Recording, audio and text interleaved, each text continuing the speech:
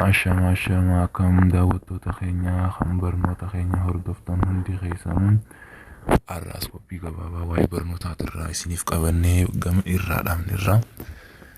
Amma namoonni haarii taatan akka barnoota kanatti damtanii kan isin dabrallee liinkii keenya hunda jala seentanii yuutuubii keenya Ashaamteek achirraa buufattanii akka nu hordoftan isin hubachiisa. Namoonni jalqaba duraatirraa eegalee nu hordofaa ture akkuma duraan beekamu laayikii keessan itti nuuf roobsaa. Laayikiin keessan akka barnoota qopheessinu nu godhaa jira. Akkasumatti barnoota keenya kanarraa bakka irraa dhaabnerraa eegalla. Barnoota keenya kan dabre irratti fakkeenya kana tokko hanga 3 irraa hojjennee turre. Fakkeenya kana 3 irraa dalagnee gaafii 3 hafte immoo yeroo dhuftutti akka dabarsinee goonee jirra waan dheeraateef jechuudha. Barnoonni yeroo gabaabsanii namaaf ibsan yeroo osoo hin dheeressin akkasitti namatti tola waan ta'eef akkas goone. Barnoota keenya kanarraa kana xiqqoo booda deebisnee gaafii tokkoffaa kanarraa haa hubannu akka hubannu nuuf kennamutti. Jalqabumarraa range to solve range using formula. Range kana yeroo barbaannu formula isiniif kaayetiin ture. Isa kana yeroo barbaaddu kan gootan range highest value minus smallest value. Isaan kanaan itti baaftaa jechuudha. Eega kana ta'e gaafiin keenya highestiin kunoo kana si agartan kana 90 lowestiin 15 yeroo san deebisaan isaa 15 dhufa jechuudha. Haala pictureetiin isiniif kaayetiin ture as jalatti kunooti picture kana yoo ilaaltan taate 15 hir'isu 90 ani waliin jijjiire 90 hir'isu 15 taa'uu qaba. 90 irraa yeroo 15 jijjiiree hir'istu 75 isiniif dhufa jechuudha. Gaafiin isaa lammaffaa determine number of class jedha. Number of class akkuma duraan jalqaba jennetti formulaan isaa 1 plus 3.322 log n jedha. Log n bakka n kana waan galchine ilaala. Bakka n kana wanni nuti galchine kunooti student 20 student years scored kan ta'e kan n keenya kana jechuudha. Isa kana baay'ifnaa jechuudha log goone jechuudha lakkoofsa kana. Yeroo san deebisaan isaa 5 nuuf dhufaa jechuudha. Akkanatti gaafii kana determine goone fixnaa jechuudha. Inni itti aanus gaafii isa sadaffaati. Gaafii isa sadaffaa yeroo irra deebisnee ilaallu determine class interval jedha. Class interval akkamitti dhufa? Range over number of class. Kan gaafii tokkoffaa kana hiruu gaafii lammaffaati. Jalqabumaa gaafii lamaan duraa isin dhufne kun siif hin dhufu jechuudha akkuma jalqaba dureennetti. Saaniif picture keenyatti yoo kan deebinu ta'e 75 range keenya 90 hir'isuu 15 jechuudha. Over 5 jennaan. Shaniin kun lakkoofsa number of class hin dhufe sanii deebisaan keenya akkasuma 15 dhufa jechuudha. Gaafii afuraffaa kan arra barsiisnu irratti yeroo kan deebinu ta'u determine class limit jedha. Class limit determine godhi. Class limit kana isiniif hin keenye. Class limitiin lower value plus class interval ta'a jechuudha. Lowest value kunooti 15 jechuudha. Lowest value jalqaba lowest value 15 idaate eenyuun idaata? Class interval gaafii sadaffaa kana deebisa arganneen idaata 15. Formula isaa akkasumatti qabadha. PDF dhaaniin formula isaa guutuutti isiniif tarreessaa. Akkasuma PDF kanallee Telegram keenyarraa argachuu dandeessu. Deebisaan isaa yeroo picture keenyatti deebinu 15 ida'uu 14 ta'a. Asitti nin dogongore 15 ida'uu 15 ta'uu qaba. Maaliif yoo kan jennu ta'e 15 arganne gaafii sadaffaa kana deebisaa isaa yeroo barreessaa nin irraanfadhee dogongora hiyyaaf naaf kolchaa. Sadaffaan kun 15 arganne. 15 lowest duraanii 15 ida'uu 15 30 ta'a jechuudha. Asittis deebisaan hin dogongore 30 ta'a. Deebisaan isaa 30 ta'a ta'a jechuudha. Gaafii afuraffaan akkanatti deebifama jechuudha. Gaafii afuraffaa kana enda construction frequency distribution godhii isin jedhamas. Construction kana yeroo kan kaafnu ta'u haala teebiliitiin isin danda'ama. Isa kana honooti. Construction frequency distribution step qabu kana akkanatti hojjetama jechuudha. Akkamitti hojjenna construction of frequency distribution lakkoofsa xiqqaa keenya kan jalqaba 15 san fudhatte. 15 irraa meeqa keessa gaafii afuraffaa class limit argatte kana irra idaata. Amma 15 ida'uu 15 30 15 ida'uu 15 asitti meeqa ta'a 30 ta'a jechuudha. Amma 30 takkarra 15 keessa 46. Amma 47 irra 15 waggaa keessa 62 akkasuma jecha hanga 94tti 15 ida'achaa dhufa jechuudha.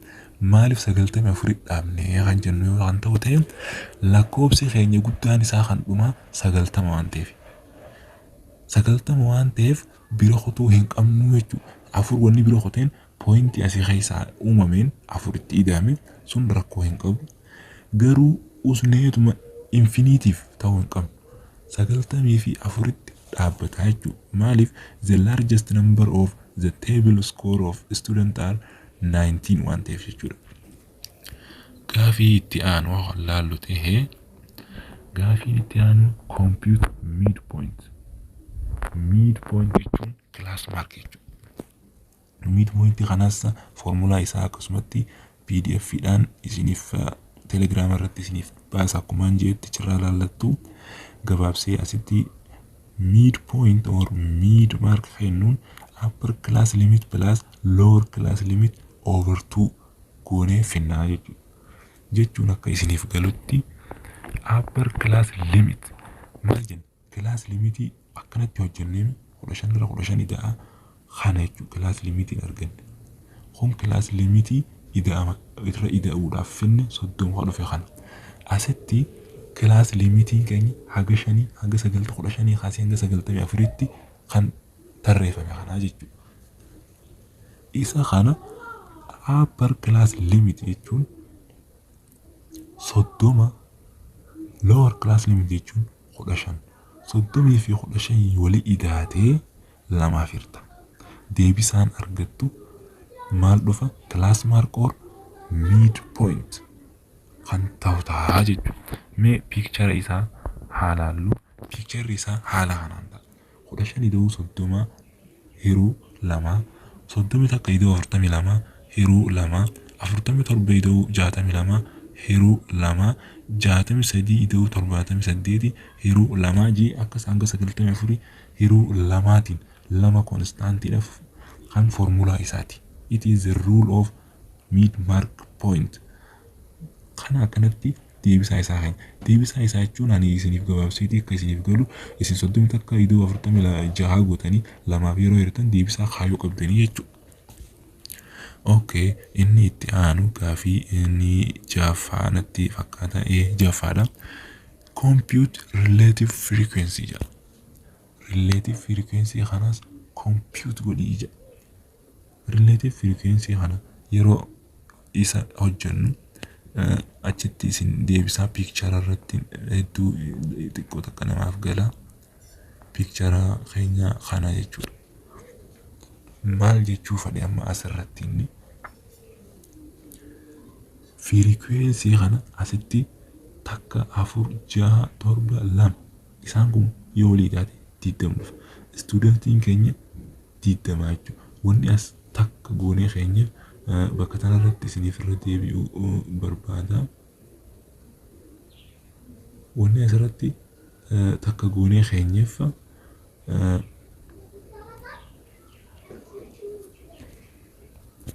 takka wanni sara keenyeef nama 15 hanga 30 jidduu jiru qabxii jechuudha. 15 hanga 30 jidduu warra jiru nama tokko qofaan jira.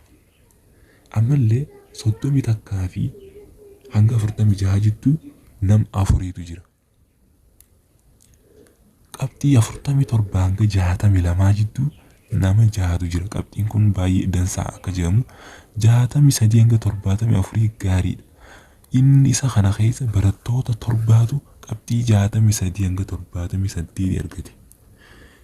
The best score and the rank are 79 up to 94 kajamu kan lakkoofsa asirratti agar 79 fi 74 qabxii namni fide 79 ga 74 jidduu nama lama qofa. Namni lamaan kun the best student of the geographic field khateerraa isaan kana nama jaba qabxii kanaan akkana fidan. Wanni nuti akkasitti takka 4 6 7 2 goonee keenya frequency yeroo kan isin gaafatee haala kanaan ta'a jechuudha. Gama gaafii keenyaatti yeroo kan deebinu ta'u relative frequency dha. Relative frequency wanni lakkoofsa kana wajjin as keenyeef relative frequency jalqabumaa lakkoofsa frequency jalqabaa hiruu daataa waliigala barattoota saniiti. Barattoonni waliigala meeqa? Barattoota 20 jennee jira. Barattoota 20 eenyu firta? Frequency dhaa firta. Gabaabumatti kanaa jechuudha. Barattoota 20 hiruu frequency jettee yoo kan qabattu ta'es siif galaa jechuudha. Daataa observii kennamu hunda hiruu frequency'ti. Asitti takka hiruu 24 hiruu 26 hiruu 27 hiruu 26 kan deemu kun yeroo deebisaa result isaa argattan deebisaa relative frequency'ti jechuudha. Relative frequency'n definitionii hin barbaachisu. Inni formulaa irraa barattee deebisaa fi waan si gaafatamu hundaaf deebisuu qofa malee hin qabu jechuudha. Wanni ammas isiniif gaafii haftee dabarsu gaafuma jaffaa kana gaafii lamaatu gaafatame. Inda cumulative frequency. Cumulative frequency yeroo kun gaafii salphaadha. Cumulative frequency jechuun gaafii picturean asiin kaa'ee tureani gaafii kana kunuuti. Relative frequency jechuun relative frequency jechuun indicate the first class plus second class plus third class up to nth class isa kanaan kan qabamu jechuun cumulative frequency before plus cumulative frequency class next jechuun kiyya takka achi dabarfatta. Takka ida'uu 0 ida'uu takka jechuudha. Wanni as gubbaa jira 0. Wanni feete yeroo hunda 0 lakkoofsa takka qofaan osoo hin eegalin ta'u 0 ida'uu lakkoofsa jalqabaa yeroo keessa takka ta'a. Takka ida'uu 4 5 ta'a. 6 ida'uu 7 akkasuma 6 deemaa jechuudha. Inni kun dirqama walqixa dhufuu qaba. 20 walqixa ta'a 20 dhufuu qaba. Frequency kunis 20 dhufuu qaba. Akkasuma cumulative frequency nis 20 ta'uu qaba. Cumulative frequency hedduu nama hin rakku. Gaafii kana akkanatti gabaabsinee irraa hubannaa jechuudha. Barnoota kana PDF-dhaan irra deebitanii yoo kan laaltan ta'e haala salphaadhaan viidiyoo kana daawwachaa yoo kan laaltan ta'e haala salphaadhaan isiniif galaa jechuudha. Hayyee arraaf gaafii tokkootu nuuf hafaa. Gaafiin sanis sleep and lift hajoo kana. Taayippii kanarraa wanni barannu gaafiin kunis salphaadha jechuudha. Salphatti irra namaaf galaa. Sleep jechuun the digit means shortly the rest number. Sleep digit jechuun gabaabumatti lakkoofsa jalqabaa jechuudha. The rest jechuun lakkoofsa jalqabaa jechuudha. Or the first without the index one. Without the index one yeroo jechuun fadhu lakkoofsa barreeffame hadhumaa waan hin ta'in hadhumaa tokkochaa hin ta'in achi hundi kan the left ta'u jechuudha. Hadhumaa irraa the left hatee hadhumaa tokko qofarraa sleep jedhama jechuudha. Fakkeenyaaf bal'inaan ilaalla. The leaf kan jedhu kana ilaalla ammas. Leaf is in generally it is the last digit. Walumaa galatti leaf jechuun lakkoofsa digitii dhumaa kate or only the index one number. Qaamaal jenne without one number. The index. Kun immoo lakkoofsuma dhumaa kan isliimii hin taane from the right kate lakkoofsa tokko qofa saniin leaf jennaa jechuudha.